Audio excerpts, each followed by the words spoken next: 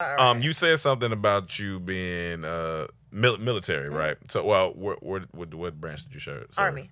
Army. Okay, so my mom served Army too, and I asked her something. So I kind of wanted to ask you too. So I asked my mom. I said, seeing the landscape of the U.S. now, and I mean, when she was in the Army and the military, it wasn't black people haven't been treated well at all. I said, knowing what you know now, and if you could take all that into account, would you have served in the military? And she said she doesn't think she would have, just because she sees how they did our people even come back, from the wars, and she was like, I don't think if I would have been able to really look at it from hindsight, I don't think I would have served. She said, of course, it taught me grit and toughness and all that, but she said not at the expense of my people. So I'm asking you, do you think with everything that you've seen happen in the world, I mean, with the whole Trump, with the George Floyd, like all the stuff that's happening, do you think you would have served? Absolutely not. That's she hit it right on the money. Yeah. It's absolutely not. I joined at a different time. Yeah. Even though, like, we know racism been alive and all of that, it wasn't as blatant. Especially in the military. Like, in the military, there's a lot of racism. Yeah. And there's a lot of sexism. So me being a woman of color, and I was in a predominantly white platoon. Yeah. My platoon was from West Virginia. I mean, Gotcha. the dip in the mouth, calling you boy. Shit. And I was in a platoon where we was it was only 2 black people, me and my friend, my homie, and the rest was white. And every day he would address only him as boy. And I would tell him every day, don't you fucking get up. He's like, what you want me to do? If I don't go, I'm going to get in trouble. And they going to punish me even more. That shit just made me mad. So imagine how you feel. And I'm a woman watching this, and I'm like, I was like, if he call you boy one more time. And one time he tried to son me, and I was like, my name is Specialist Gonzalez. Yeah. And he's like, oh, sorry, Specialist? And I'm like, yeah. But he be like, come here, boy. No, and with that twang to that butt. Yeah. And they got the dip and the chew in their mouth. And then mind you, some psychological harassment. Yeah. So mind you, we're already in war, and I was in a very heavy combat area, you know.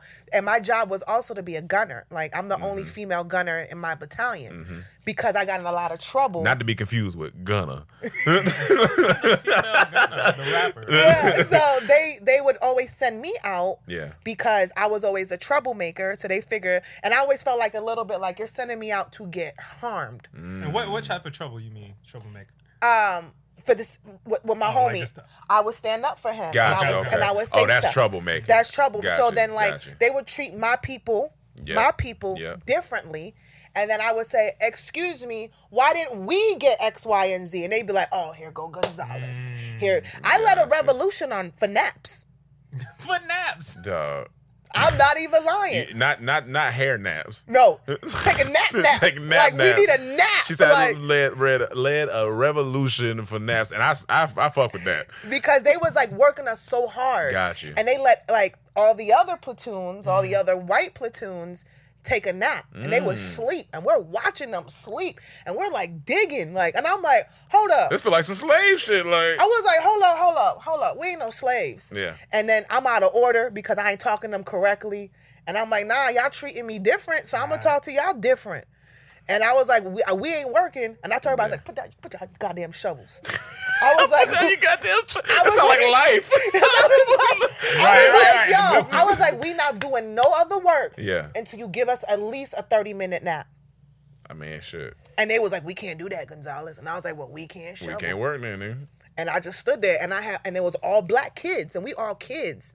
At the time, I was young, and I was just like, yo, we not working. And I was like, write me up, take away my pay. I was like, you're not. We are black. We want naps. We are black. We want naps. I should have said that. We are black. Attend her sleep. Y'all niggas just lying.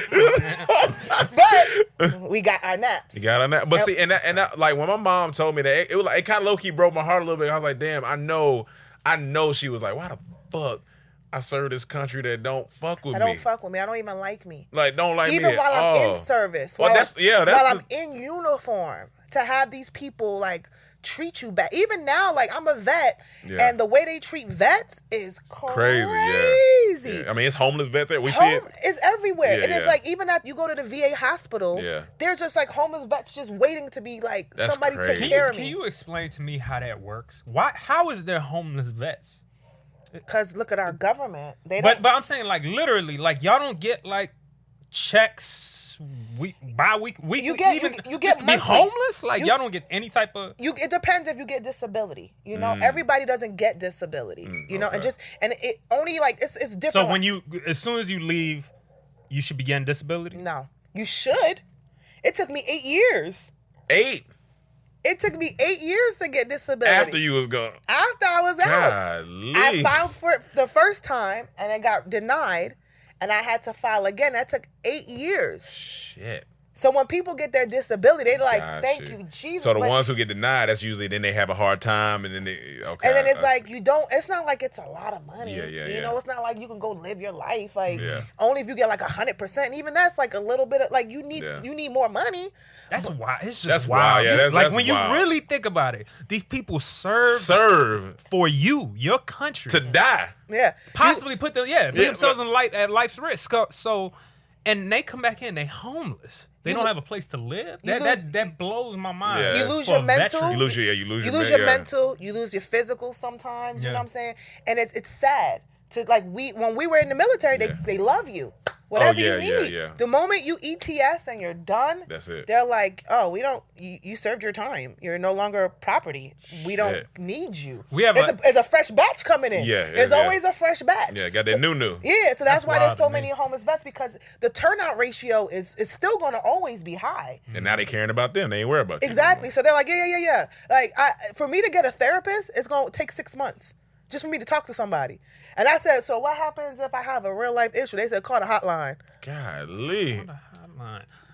Wow. That's wild. Yeah, I think that's one thing that needs to be fixed. Yeah. It's never going to be fixed. Expeditiously. It's never going to be fixed. Not in America. Not in America. It's too high. Gotcha. And they don't want to spend the money. What does that mean? It's too high. Money-wise?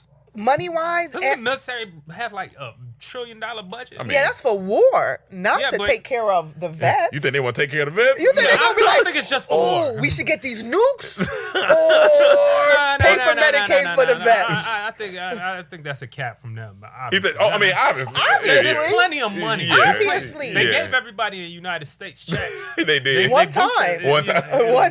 Kind of twice. But almost twice. What I'm saying is we know now they could afford. Oh, yeah.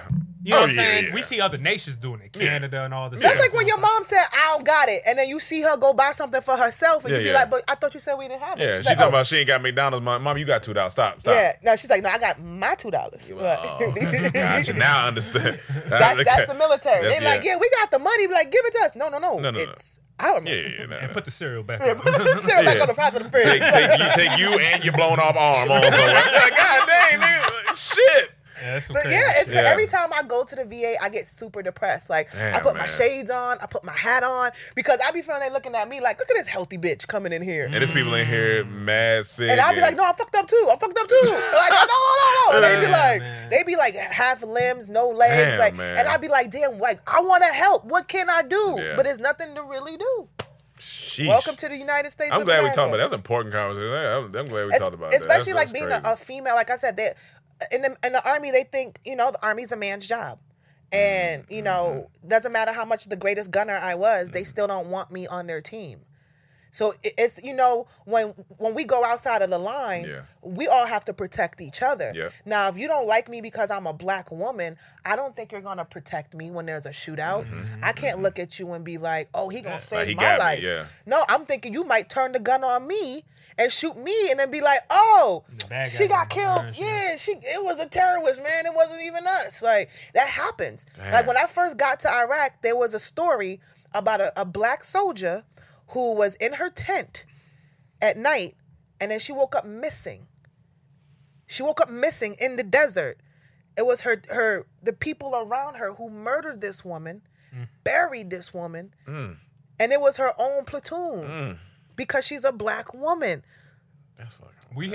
I heard more about that recently. Even in Texas, I think there's a Latino girl who went missing. There was a couple of them. It's like 8 different people on this base. I think they all pretty much I don't know if they're all of color, but it was a Latino woman. She basically the dude was trying to holler her. Oh yeah, I remember And there's that. a lot of men who try to holler and like disrespectful and they're aggressive And and their ego get bruised. And she told him no. And the man like killed her. That's crazy though. And then buried her and tried to act like everything was okay. Like my nigga, move on. Like go on. Some men aren't used to being told no. That's what I'm saying. And the military gets you all like jacked up and your head be all. It's weird. It's a weird environment and like literally like you have to be mentally tough. Because it's a very strong environment. It's a very hostile environment. Like, and like I said, every day I got into an argument with my platoon sergeant. He would send me out the wire. And I literally screamed at him. I was like, he's trying to get me fucking killed. Like, okay, like danger zone. Okay. So like we was in Mosul in Iraq, which was a heavy combat area. So when we're in the gate, you know, we're kind of sort of protected. But once you get out the wire and you're in their world, you're a sitting duck. And I'm on the back of a truck with a saw with no protection. And they're like, put her up there. I'm like, are you fucking serious? And I can't like bitch and I have my Kevlar, my helmet on, my vest on, but there's nothing protecting me. This is before they started like putting shit like really like it was a mic stand and a gun. And I was like, oh, this is how y'all feel? So you can get popped at any time. That's wild. And I'm on the back of a truck like, oh, they trying to kill me. Do you have any thoughts on, I mean, I obviously do, but like women and I guess the integration of women and men in same platoons, the same, like, is it because I mean, obviously that shit happens. Yeah. You know what I'm saying? And I think, especially for a lot of these dudes, I'm not sticking up for any of these guys that do something like that, but I think that going to war or going just into the military, you already got a lot of people, some people that are like, you know, a little loose.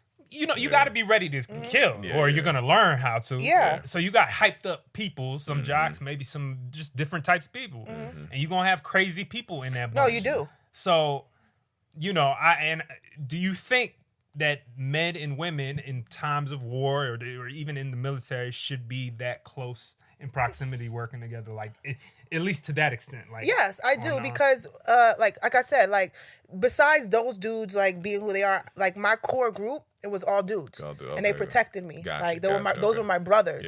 Like seriously, my brothers. Like I wouldn't have made it without them. You know, so those things are definitely needed. You just have those screws loose, you know, because there was men who joined. Like I can't wait to go to war. Like I want to kill some terrorists, and they're on the plane. Like, and I was like, damn, bro. Like, you all right? But when I hear, like, there's a dude like that, I'll be thinking, too, like, oh, he probably will rape somebody. Yeah, no, he would. The dudes that was like that, specifically one dude who was like that, he had to go on suicide watch. Oh God! Because they took away his gun, they took away his laces, they put him in a little orange vest so people know that he's on suicide watch because he was going crazy. Like he wanted to go kill people, and like I'm like, bro, like we not like today's a good day. Like you know, like relax. Eat your breakfast, brother. Yeah, we're like, like today's a good. I mean, but we got bombed a lot, we got mortared a lot, we got hit a lot, so it becomes natural. You come back different. Oh, I came back totally different. You just come back like when you witness like I remember my dad would tell me, he was like, son, the first time you hear like a shot, like a gunshot, like multiple fire, he said it shifts you immediately. He's like immediately, and then he said then the first time you hear like a bomb, like something blow up, he said everything in you, because all your life you're taught to run or he's like, but you can't, you gotta be in it. And I'm like, damn, that's crazy. I'll never forget one, like, it was a Sunday, right? Sundays is our day off. Yeah. Because you have regular jobs when you're over there. You're not just, like, doing anything. Yeah, you have a job. I was a mechanic as well. Gotcha. So my Sunday is my day off. I got you. You need to look at, we got something. I have a grease gun. I'd be like... So my homegirl, well, she was not really my homegirl. I beat her up, and then she became my homegirl. Gotcha. But you know that's so a different you're a bully. story. I get it. Yeah, no, because she called me a bitch, and I was like, okay, gotcha. You ain't gonna call me no bitch. Yeah. So she was braiding my hair. Yeah. Normal Sunday, braiding my hair. We was outside, and we heard one bomb. Bang. It's normal, but you're so used to it, you're just like in it, and another bomb drops. Bang. Sound really close. Bang. I was like. Shit started shaking. Oh, shit. And then it started coming like, bam, bam, bam, bam. Her hand was still in my hair. I literally went like this. I mushed her. I said, get the fuck off of me. And I ran and I got my gun and I hid under the thing. And she was far. I was like, bitch, you good? But it was so close that it hit maybe about 100 meters from where we was at. And it hit where my friends was at.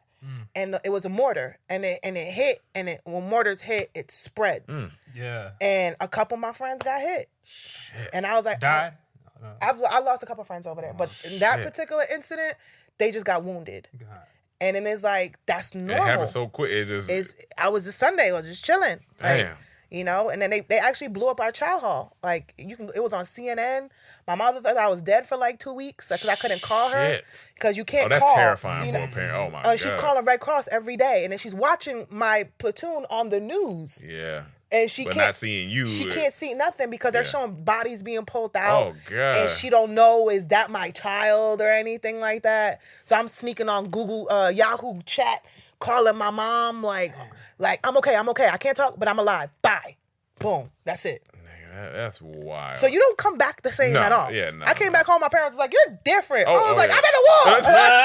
God damn it. What's your nigga would say something? But then I don't tell them what happened. Gotcha. Because I don't want you to know what I really went through. Yeah, for sure. So, for sure. like I said, I'm glad I joined when I did. Yeah. Would I do it again? No. They don't like black people in the Army. Yeah. Let me ask you something now. Like, or how much time we got? I mean, listen, you know. You say you married, you whatever we're a part, like, since you've been to the Army, being a vet, there was talks like a couple months ago, you know, with after the George Floyd situation, and then where people were like, oh, this country might go into civil war. You know, like, how do you feel as a vet, like, and seeing some of that stuff and being through that? Can you imagine something crazy going down here? And do you feel like you would be prepared for something going down? Oh, I'm very prepared. Oh, she definitely. We going to Lulu's house. Oh, yeah. I'm going straight to Lulu's house. Look, we going to walk in the house. She be like, all right, it's one gun behind the counter. Yes. She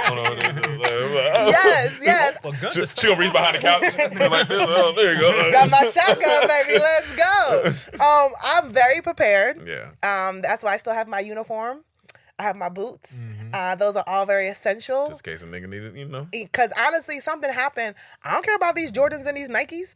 I'm putting on my boots because I'm going combat ready because I know my boots can survive in hot weather, cold weather. I can swim with it. You know, they dry really quick. Where you buy them boots from? What type of boots? Yeah, because I be looking at it, I was like, are they heavy? Like, them just be... They look heavy, but they're not that heavy. They're not that heavy Gotcha. They're soft.